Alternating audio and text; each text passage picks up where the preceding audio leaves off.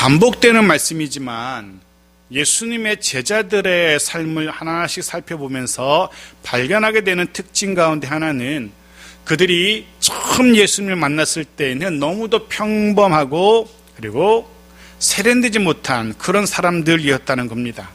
게다가 가룟 유다를 제외하고는 나머지 11명의 제자들 모두 갈릴리에서 생활하는 갈릴리 출신의 사람들이었습니다.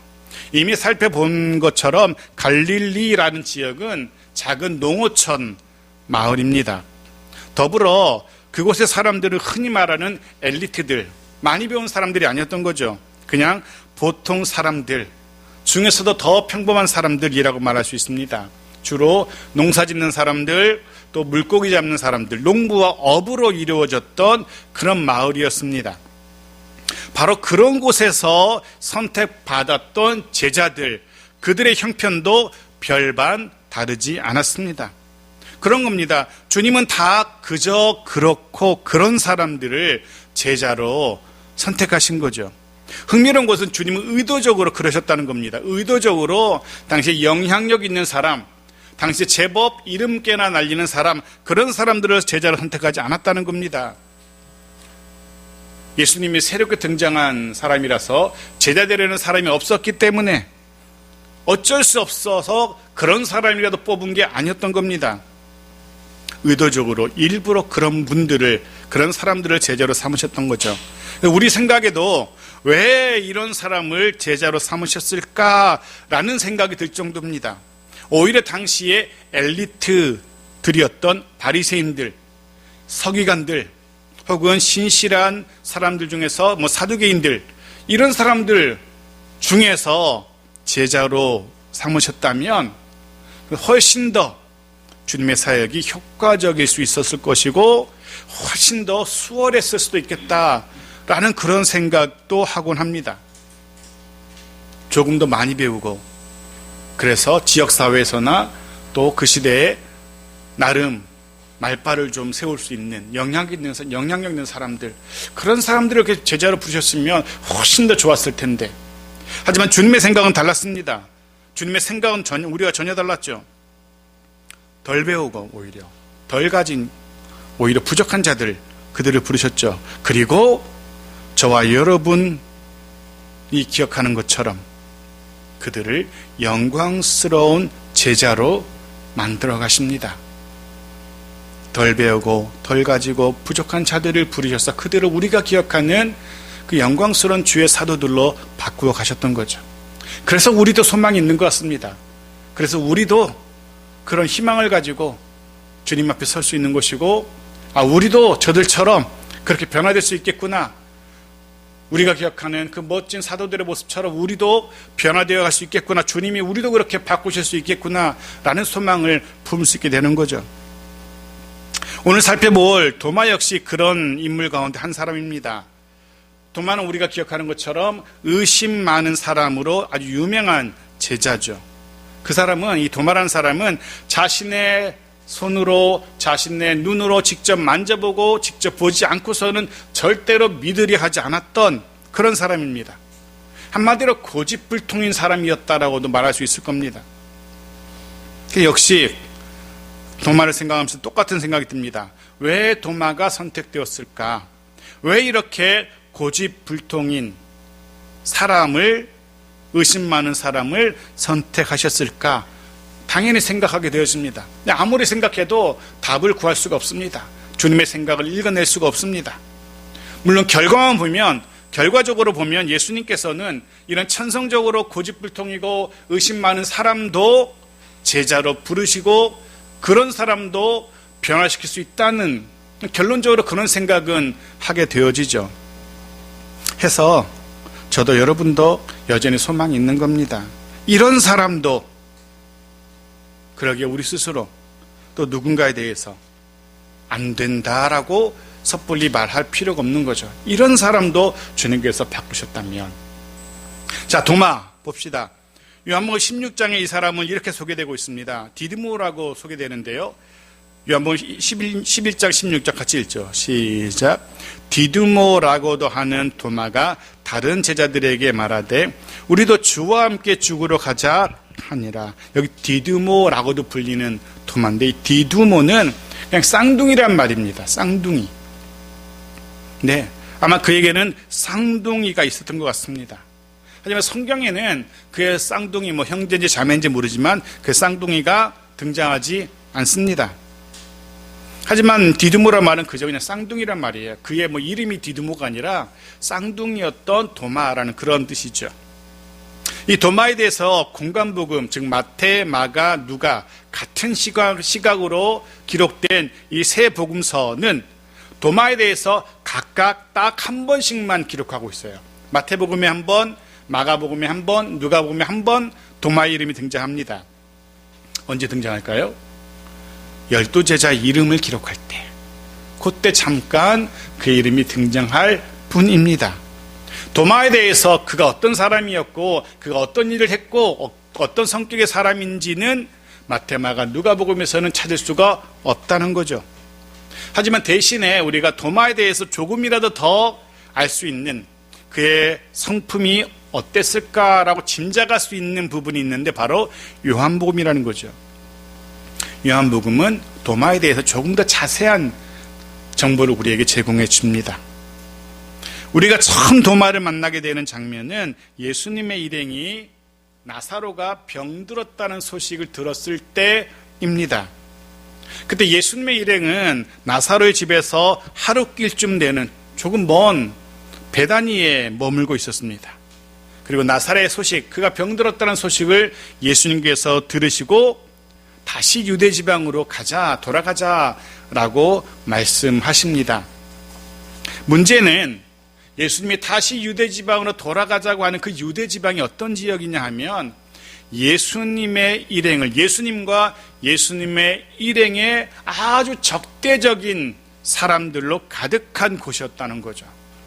바로 직전에도 이 유대 지방에서 유대인들과 논쟁하다가 한마디면 돌에 맞아서, 그것도 2번씩이나 돌에 맞아서 죽을 뻔했던 곳이 유대 지방이었습니다.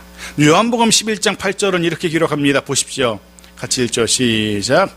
제자들이 말하되 랍비여, 방금도 유대인들이 돌로 치려 하였는데 또 그리로 가시려 하나이까. 네, 방금도, 얼마 전에도 유대인들이 예수님을, 스승님을 돌로 쳐서 죽이려 하지 않았습니까? 그래서 이곳으로 잠시 물러나 있는데, 네, 그렇습니다. 예수님은 자신을 죽이려는 유대인들을 피해서 잠시 요단강 건너편 마을에서 잠시 피해 있는 그런 상황이었습니다. 사실 예수님은 유대뿐 아니라 가는 곳마다 예수님을 적대시하는 사람들을 마주하곤 했었죠. 물론 예수님은 한 번도 그들을 피하거나 하지 않으셨습니다. 그들이 겁나거나 무서워서 피하거나 하신 적이 한 번도 없습니다. 오히려 단호하게 그들과 맞서셨던 주님이었습니다. 그런 예수님이었기에 피하지 않고 맞서려고 했던 주님이셨기에 도마를 비롯한 제자들은 압니다.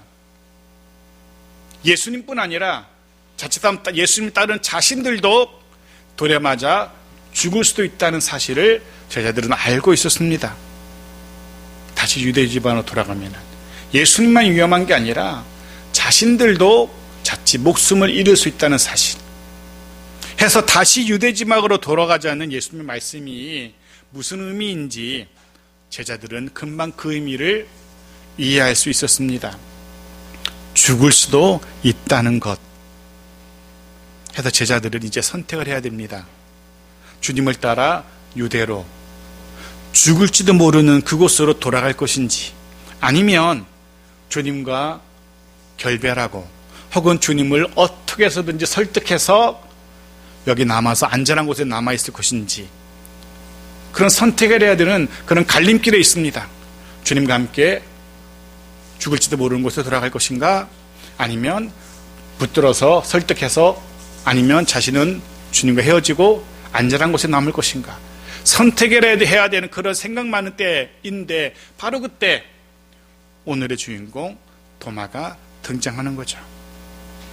대뜸 그가 이렇게 소리칩니다. 다른 제자들, 한참 생각이 많은 제자들을 향해서 이렇게 소리치죠.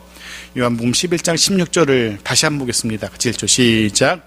디드모라고도 하는 도마가 다른 제자들에게 말하되 우리도 주와 함께 죽으러 가자 하니라. 네, 유대로 돌아간다는 것이 죽을 수도 있다는 것을 도마도 알고 제자들도 알고 있었던 거죠. 그래서 제자들 한참 헷갈리고 갈등하고 생각 많은 때인데 어떻게 해야 하지? 그렇게 막 고민하던 찰나에 도마가 이렇게 얘기하는 겁니다. 주와 함께 죽으러 가자 라고. 도마의 이 이야기 여러분은 어떤 느낌이 드시는지요? 한편으로는 참 멋진 모습 같아 보면 얼마나 멋진지 모릅니다.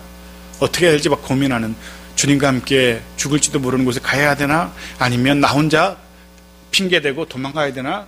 아니면 끝까지 주님을 설득해야 되나? 막 그런 생각이 많은 때에 도마는 무슨 생각을 하고 있어? 주님과 함께 죽으러 가자 라고. 흔히 말하는 진짜 사나이의 모습처럼도 보입니다. 적어도 한 사람, 주님 곁에 이런 사람이 있다는 것이 모두가 다 어떻게 할지 고민하는 그때에 선뜻 주님과 함께 죽으러 간다라고 말할 수 있는 이런 사람이 주님 곁에 있다는 사실이 내심 부럽기까지 합니다. 입장을 바꿔서 한번 생각해 봅니다. 제가 여러분에게 그렇게 죽을지도 모르는 곳에 함께 가자고 하면은 여러분들 어떻게 하시겠습니까? 아마 생각이 많으실 겁니다. 물론 걱정하지 않으셔도 됩니다. 저는 절대 그런 곳에 저 자체가 그런 곳에 가고 싶지 절대 안 갈 테니까. 여하튼 저는 이 도마의 이런 배포, 용기 혹은 열정에 박수를 보내고 싶습니다. 우리는 열정의 사나이 하면 베드로를 생각하죠. 어떤 의미에서는 베드로만큼 그 이상으로 열정적인 성격의 소유자가 도마였다는 것을 금방 알 수 있습니다. 모두가 고민하는 그때 도마는 고민하지 않습니다. 무슨 고민? 주님과 함께 죽으러 가면 되지 라는 이 열정의 사나이. 거기가 어디라고?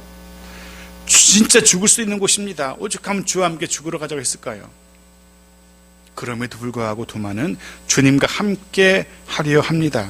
그 정도로 열정 가득한 사람이었던 겁니다. 바라기는 주님을 따르는 우리들 역시 이 정도는 아닐지라도 그래도 우리도 열정을 가진 사람들이어야 하지 않을까 그런 생각합니다. 이 열정 가지고 주님과 함께라면 어디든 가겠노라 가로 열고 죽음의 자리 말고는 가로 닫고 이 정도, 그 정도는 선포할 수 있어야 되지 않을까. 주님과 함께라면 아굴 골짜기도 빈들에도 사막에도 광야도 주님과 함께라면 가겠습니다. 이런 각오, 이런 열정들 우리에게 필요하지 않을까 생각을 해봅니다.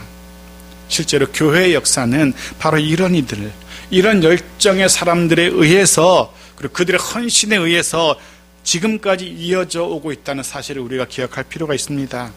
그리고 지금도 오늘날도 이런 열정 가득한 사람들의 수고와 헌신이 있기 때문에 하나님의 나라가 온 땅 가운데 퍼져나가고 있는 것입니다. 지금도 주님과 함께 복음이 척박한 땅으로 향하는 이들이 있다는 사실 우리가 알아야 됩니다.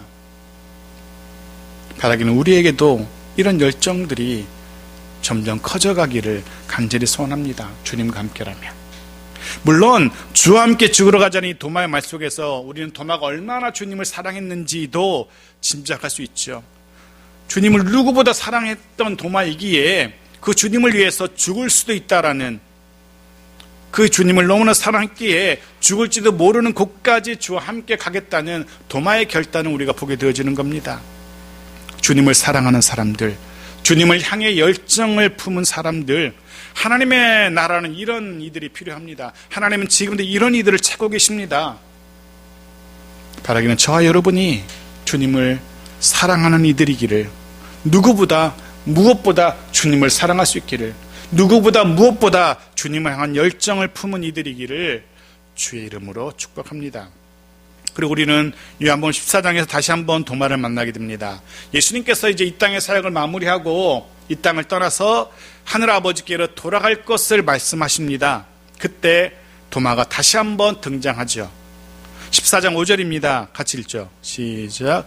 주여 주께서 어디로 가시는지 우리가 알지 못하거늘 그 길을 어찌 알 수 있겠사옵나이까? 라고 또 도마가 먼저 나섭니다.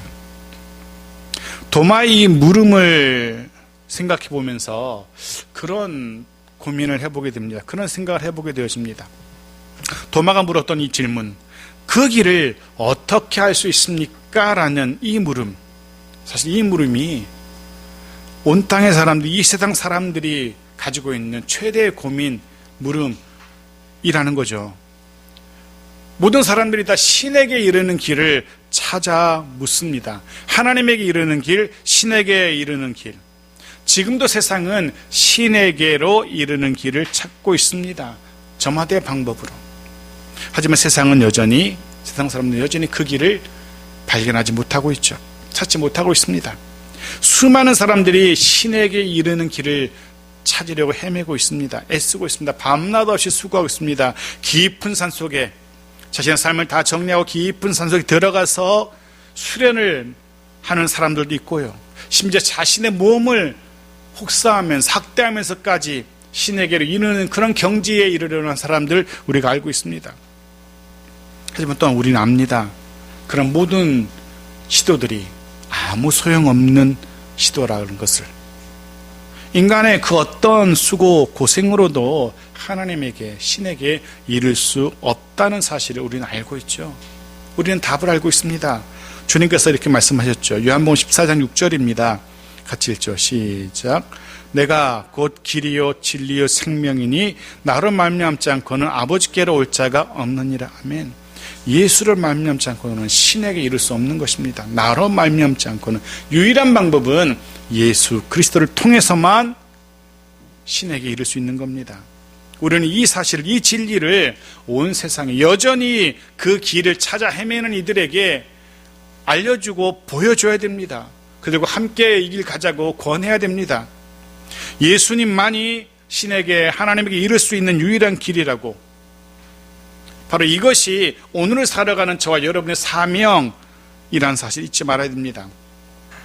회석 후에 도마는 이 진리를 온 세상에 선포하며 그 삶을 살아가게 되죠. 주님의 이 말씀대로 도마 자신의 생명을 걸고 이 진리를, 예수 그리스도가 길이요 진리요 생명이심을 선포하며 살아가게 됩니다. 바라기는 우리도 우리 일상의 삶 속에서 우리 입을 열어서 우리 삶으로 예수 그리스도만이 길이요 진리요 생명이라는 사실을 보여주고 알려줄 수 있는 그런 우리들이기를 주의 이름으로 축복합니다. 주께서 부활하신 후에 우리는 또다시 도마를 한 번 더 만나게 됩니다. 예수님은 죽은 자들 가운데서 다시 부활하시죠. 그리고 마리아에게 또 제자들에게 나타나십니다. 부활하신 몸을 보이십니다. 해서 제자들은 부활하신 주님을 자신들의 눈으로 직접 목격하게 되죠. 근데 문제는 요한복음 20장 24절 말씀 보십시오. 같이 읽죠. 시작.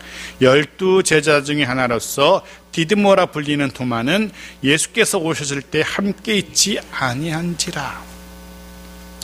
부활하신 주님께서 모여있는 제자들에게 찾아오셨는데 도마만 그 자리에 함께 있지 않았던 겁니다. 여러분 생각해 보십시오. 왜 도마만 그 자리에 없었을까? 다른 모든 제자들이 모여 있는데 왜 도마는 그 자리에 없었을까? 이런 짐작을 할 수 있습니다. 도마의 성격을 미뤄보건대, 그 열정적인 그의 성격을 미뤄보건대 어쩌면 자신의 말처럼 주와 함께 죽었어야 하는데 하면서 오늘날 말하면 방구석에 처박혀서 곤드레 만드레 술에 취해 있지 않았을까? 홀로 깊은 수렁에 잠겨 있지 않았을까? 그런 상상을 해봅니다. 나도 그때 죽었어야 되는데 라면서.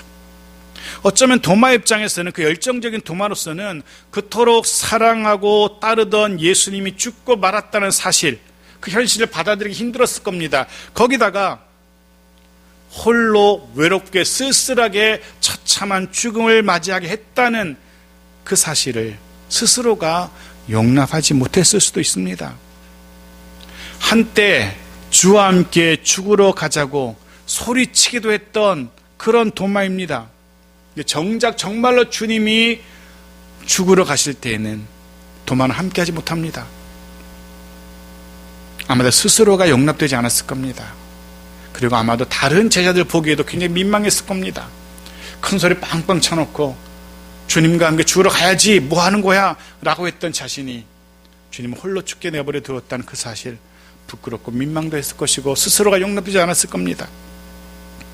하지만 나름 이해가 되긴 되지만 그럼에도 불구하고 주님의 죽음 이후 도마가 있었어야 할 곳은 혼자 어두운 방구석에 있는 것이 아니라 3년 동안 함께 동고동락했던 또 다른 주의 제자들이 모여있는 그곳, 도마도 거기 있었어야 합니다.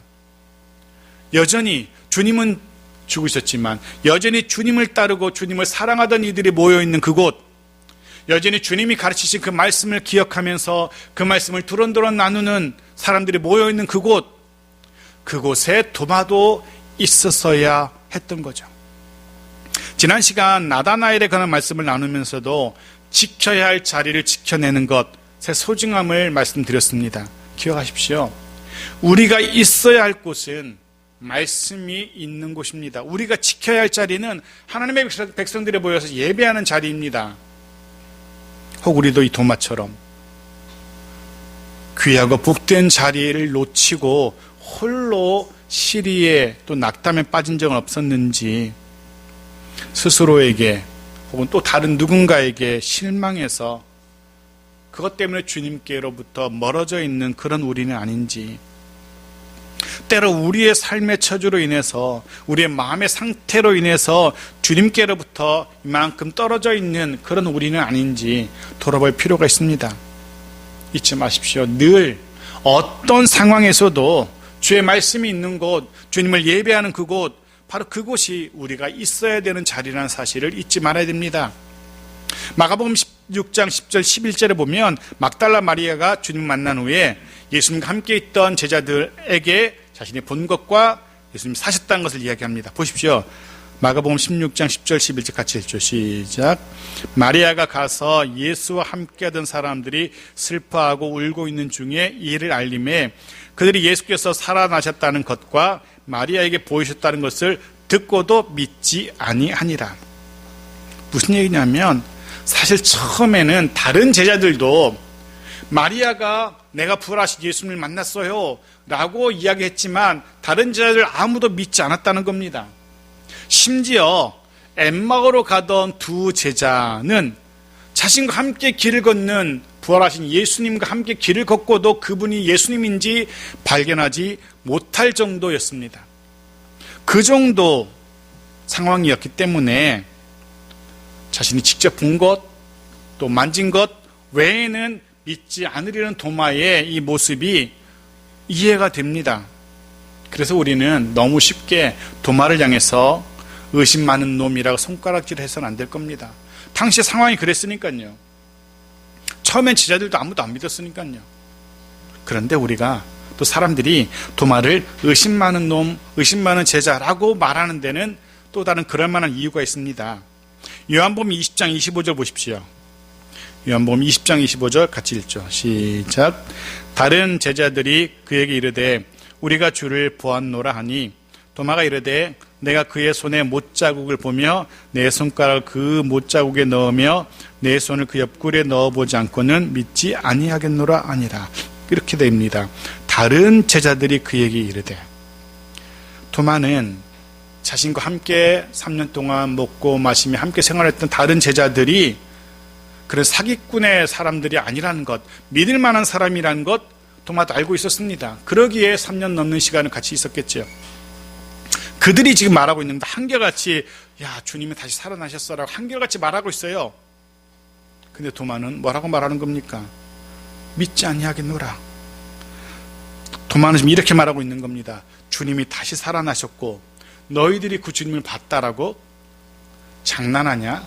살긴 뭘 살아? 정말 주님이 살았으면 내 손에 장을 지지. 지금 이러고 있는 겁니다. 다른 모든 제자들이 한결같이 아니야 주님은 정말 살아나셨어 라고 하는데도, 내가 직접 봤어 라고 하는데도 도마는 절대로 믿지 않습니다. 말 그대로 고집불통입니다. 그러니까 우리는 이 정도 되니까 도마를 향해서 의심 많은 놈이라고 말하고 있는 겁니다. 다른 제자들이 다 봤다는데 절대로 믿지 않습니다. 도마를 속이기 위해서 다른 제자들이 작당했을 리도 없고, 그런데도 도마는 믿지 않습니다. 그 정도로 의심 많은 사람이었습니다. 그런데 흥미로운 것은 도마의 이 말, 내가 주님을 만져보고 그 창자국, 그 못자국 손 넣어보고 하지 않고서 믿지 않겠다라는 이 말 속에서 우리는 중요한, 기독교의 정말 중요한 진리를 발견하게 되는 거죠. 도마는 그렇게 말하고 있는 겁니다. 정말 주님이 다시 사셨다면 나도 봐야지, 너희들이 보는 게 아니라 내가 봐야지 라고 말하고 있는 거죠. 이 신앙은 정말로 중요한 신앙의 자세입니다. 도마는 내가 봐야지, 나도를 강조하고 있습니다. 다른 사람이 본 것은 중요하지 않다는 거죠. 맞습니다. 다른 사람이 체험한 것 중요하지 않습니다. 신앙은 지극히 주관적인 것이고 개인적인 것입니다. 마치 다른 사람이, 옆 사람이 밥을 2그릇 3그릇 먹어서 배를 두드리고 배불러 해봤자 옆에 있는 내가 4배가 부른 것은 아니라는 것과 똑같은 거죠.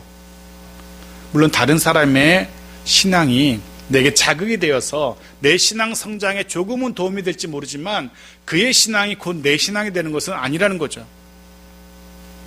같은 맥락에서 도마는 직접적인, 자기 손으로 만지는 신앙, 체험적인 신앙을 강조하고 있습니다. 다른 사람이 경험한 것, 그거 아무 소용이 없다는 겁니다. 다른 사람이 만난 주님의 소식 전해 듣는 그거 아무것도 아니라는 겁니다. 옆 사람이 은혜 받는 것, 나와는 상관이 없는 거죠. 내가 직접 예수님을 만나고 내가 직접 주님의 은혜를 맛보아야 되는 거죠. 그렇습니다.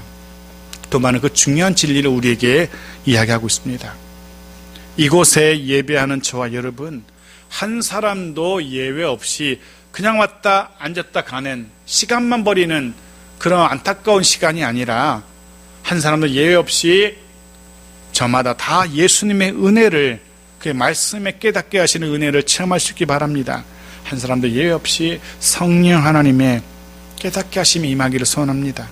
주님의 말씀이 이해되어지고 그 말씀을 통해서 임하시는 성령 하나님을 내 몸으로 느낄 수 있기를, 체험할 수 있기를 간절히 소원합니다. 그렇게 여전히 끝까지 믿지 않고 고집하던 도마가 한 주간의 시간이 지나가고, 아마도 그 한 주간 동안 제자들이 계속 도마를 만나면서 밥 먹으면서 차 마시면서 계속 이야기했을 겁니다. 야, 이젠 좀 믿어라 라면서 얘기했을 거예요. 하지만 절대로 도마는 흔들리지 않습니다. 하지만 다른 제자들의 권유로 그 다음 주일에는 모여서 함께 말씀을 나누고 주님에 대한 이야기를 나누면서 하는 그런 시간들을 가지고 있습니다. 다행히 그때는 도마도 그곳에 함께합니다. 아마도 다른 제자들이 도마를 아마 끌어왔을 겁니다. 근데 그때 바로 주님이 다시금 그 다락방에 나타나시는 거죠. 그리고 도마가 이전에 했던 내 손으로 창장은 못 짜고 만져보지 않고서 못 믿겠다라는 그 말 그대로 되돌려주시죠. 요한복음 20장 27절 말씀 보십시오. 주님의 말씀입니다. 같이 읽죠. 시작. 도마에게 이르시되 내 손가락을 이리 내밀어 내 손을 보고 내 손을 내밀어 내 옆구리에 넣어보라. 그리하여 믿음 없는 자가 되지 말고 믿는 자가 되라. 도마는 자신이 한 주 전에 했던 말을 기억해냈을 겁니다. 주님이 다 알고 계셨구나. 아마도 쥐구멍이 있으면 찾아서 숨고 싶었을 그런 도마였을 겁니다. 너무나 죄송했고 너무나 부끄러웠을 겁니다. 그런데 도마는 그렇게 부끄러워하고 죄송스러워하는 것에만 그치지 않습니다. 의심했던 자신을 자책하는 것에만 머물지 않습니다. 자신의 믿음 없음, 의심했던 모습을 부끄러워하고 자책하는 것, 여기까지는 어지간한 사람들도 다 할 수 있는 그런 반응일 겁니다. 대부분의 사람들은 자신의 연약함, 자신의 부족함 탓하는 것에 머물곤 합니다. 근데 한 걸음 더 나아가야 되죠. 도마가 그것을 보여줍니다. 도마가 어떻게 합니까? 그 앞에 엎드리고 무릎 꿇고 고백하죠. 28절 마지막으로 같이 읽겠습니다. 시작. 나의 주님이시요 나의 하나님이시니이다. 아멘. 더 이상 손 내밀어 주님의 상처를 만질 필요가 없습니다. 의심하던 믿지 않던 자신을 찾아와 주시고 만나 주신 주님입니다. 그 주님을 자신은 두 눈으로 똑똑하게 목격했어요. 이제는 의심, 불신이 아니라 흔들리지 않는 확신, 믿음의 수준에 이르게 된 겁니다. 주의 말씀의 은혜를 경험한 사람은 이렇게 성장하게 됩니다. 믿음이 한 뼘은 더 자라게 되는 거죠.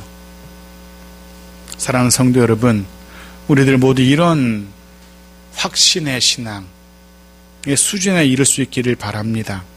말씀을 깨달은 후, 주의 은혜를 경험한 후, 그 이후에 어떤 상황에서도 흔들리지 않게 되기를, 어떤 처지에서도 예수 그리스도가 그분만이 나의 주님이심을 고백할 수 있게 되기를 바랍니다. 그리고 그 고백을 따라서 살아가는 그는 우리들 이어야 할 겁니다. 고백에 그치는 자가 아니라 그 고백대로 실제 삶의 변화로 이어져야 됩니다. 도마가 그랬습니다. 2세기 후에 쓰여졌던 도마행전이라는 책이 있습니다. 거기 보면 사도들이 각자의 전도구역을 나누어서 각기 할당받은 곳으로 가서 전도했다라는 기록이 나옵니다. 도마가 할당받은 지역은 인도 지역이었다고 합니다. 인도 첸나이 공항 근처에 가면 지금도 도마가 묻혔다라고 전해지는 작은 언덕이 있다고 합니다. 그리고 그 남부에는 초대교회, 그 당시에 도마로 의해서 세워졌던 교회들이 여럿 있다라고 이야기되고 있습니다. 지금도 인도의 기독교인들은 도마를 인도 최초의 선교사 그리고 순교자로 믿고 있습니다. 도마는 자신의 신앙 고백 그대로 삶을 살았던 겁니다. 그의 죽음에는 두 가지 학설이 있습니다. 비오도시 쏟아지는 화살에 맞아 죽었다는 설이 있고, 그토록 주님이 닮고 싶었던, 그렇게 도마가 닮고 싶었던 주님의 모습처럼 자신도 창에 찔려 죽었다는 설이 있습니다. 무엇이든지 그 어떻게 죽었든 도마는 그토록 사랑하고 또 닮기를 소원했던 주님처럼 복음을 위해서 순교한 것입니다. 그 열정에서 비롯된 그 말처럼, 주를 위해 죽으러 가자라고 외쳤던 그 열정의 말처럼 그는 실제로 주님을 위해서 자신의 생명을 바친 겁니다. 말씀을 정리합니다. 한때 의심으로 가득했던 제자 도마였습니다. 그런 그가 주님으로 인해서 확신 가득한 제자로 변화되고 성장합니다. 사랑하는 성도 여러분, 우리의 삶의 현장에서 그런 주님을 경험할 수 있기를 바랍니다. 주님의 손길을 체험할 수 있기를 바랍니다. 단지 입으로만 예수님이 내 주님이십니다 고백하는 사람이 아니라 실제로는 예수 그리스도 주 되심을 인정하지 못하며 살아가는 그런 사람이 아니라 주님이 나의 주님이심을 고백하며 그 주님을 위한 헌신과 사랑의 모습으로 살아갈 수 있기 바랍니다. 어쩌면, 분명 남은 시간, 2023년 남은 시간 도마처럼 의심이 드는 그런 순간들이 분명히 있을 겁니다. 나 자신의 여전히 무언가 부족한 듯한, 여전히 늘 부족해 보이는, 그렇게 시간이 지나고 그렇게 예배드리고 말씀 보아도 여전히 이 모양 이 꼴인 자신의 모습을 보면서, 또 누군가의 모습을 보면서 머릿속에, 마음속에 물음표가 생길 때 있을 겁니다. 정말 주님이 살아 계신 것이 맞나? 정말 주의 성령이 나와 함께 하시는 것이 맞나? 정말 주의 성령이 우리의 가정을 위해서, 내 일터를 위해서 돌보시고 일하시는 것이 맞나? 라는 그런 물음표가 될 때가 있을 겁니다. 세상은 정말 여러 가지 방법으로, 다양한 방법으로 우리 마음속에 온갖 의심들, 물음표를 만들어낼 겁니다. 때로 의심이 드는 그런 일들이, 그런 시간들이 우리에게 찾아올 수 있을 것입니다. 바라기는 확신케 하시는 주님의 은혜가 임하시기를 축복합니다. 도마를 잊지 마십시오. 의심하는 모습이 아니라 예수 그리스도가 나의 주님이심을, 나의 하나님이심을 고백하며 늘 주님과 함께 주님의 인도하심을 따라, 그런 주님의 함께하심과 인도하심의 확신을 가지고 변함없는 믿음의 모습, 확신한 믿음 가지고 살아가는 저와 여러분의 하루하루, 또 한 주간의 삶이기를 주님의 이름으로 축복합니다. 아멘.